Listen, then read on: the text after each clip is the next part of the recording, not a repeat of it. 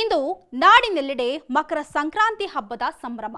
ಈ ಹಬ್ಬವನ್ನ ಸಿಲಿಕಾನ್ ಜನರು ಅದ್ದೂರಿಯಿಂದ ಬರಮಾಡಿಕೊಂಡಿದ್ದು ಮನೆ ಮನೆಯಲ್ಲೂ ಹಬ್ಬದ ಸೊಬಗು ಜೋರಾಗಿದೆ.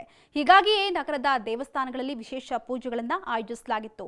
ಅದರಲ್ಲೂ ನಗರದ ಗವಿಪುರದಲ್ಲಿರತಕ್ಕಂತಹ ಗವಿ ಗಂಗಾಧರೇಶ್ವರ ದೇವಸ್ಥಾನದಲ್ಲಿ ವಿಶೇಷ ವಿಸ್ಮಯಕ್ಕೆ ಸಾಕ್ಷಿಯಾಗಬೇಕಾಗಿತ್ತು. ಆದರೆ ಇಂದು ಮಳೆಯ ಮೋಡವಿದ್ದಂತಹ ಕಾರಣ ಸೂರ್ಯನ ಕಿರಣಗಳು ಗರ್ಭಗುಡಿಯನ್ನ ಪ್ರವೇಶಿಸಲೇ ಇಲ್ಲ.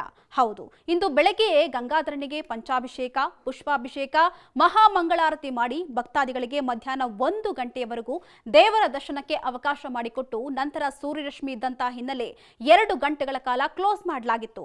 ನಂತರ ಸಂಜೆ 4 ಗಂಟೆಯ ಸುಮಾರಿಗೆ ದೇವಾಲಯದ ಬಾಗಿಲು ತೆರೆದು ಶುದ್ಧಿ ಕಾರ್ಯ ಮಾಡಲಾಯಿತು.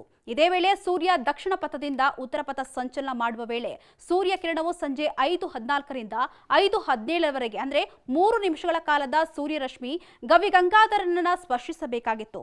ಆದರೆ ಇಂದು ಮೋಡ ಕವಿದಿದ್ದ ಕಾರಣದಿಂದಾಗಿ ಸೂರ್ಯನ ಕಿರಣಗಳು ಶಿವನನ್ನ ಸ್ಪರ್ಶಿಸಲೇ ಇಲ್ಲ. ಆದರೂ ಗಂಗಾಧರನಿಗೆ ವಿಶೇಷ ಕ್ಷೀರಾಭಿಷೇಕ ಹಾಗೂ ಶಾಂತಿ ಹೋಮವನ್ನು ನಡೆಸಿ ಸಂಜೆ 6 ಗಂಟೆಯ ನಂತರ ಭಕ್ತಾದಿಗಳಿಗೆ ದೇವರ ದರ್ಶನಕ್ಕೆ ಅವಕಾಶ ಮಾಡಿಕೊಡಲಾಯಿತು. ಇನ್ನು ಸೂರ್ಯರಶ್ಮಿ ಸ್ಪರ್ಶಿಸುವಂತಹ ಕ್ಷಣವನ್ನ ಕಣ್ತುಂಬಿಕೊಳ್ಳಲು ಕಾಯ್ತಾ ಇದ್ದಂತಹ ಭಕ್ತಾದಿಗಳಿಗೆ ಈ ವರ್ಷ ನಿರಾಸೆಯಾಯಿತು. ಆದರೂ ದೇವರ ದರ್ಶನ ಮಾಡಿ ಖುಷಿ ಪಟ್ರು. ಇನ್ನು ಕೋವಿಡ್ ಸಂದರ್ಭದಲ್ಲಿಯೂ ಸೂರ್ಯನ ರಶ್ಮಿ ಅತ್ಯಲ್ಪ ಅವಧಿಯಲ್ಲಿ ಸೂರ್ಯನ ಕಿರಣ ಶಿವನ ಮೇಲೆ ಬಿದ್ದಿತ್ತು. ಆ ವೇಳೆ ಸಾವು ನೋವಿನ ಎಚ್ಚರಿಕೆಯನ್ನ ದೇವಸ್ಥಾನದ ದೀಕ್ಷಿತರು ಹೇಳಿದ್ರು.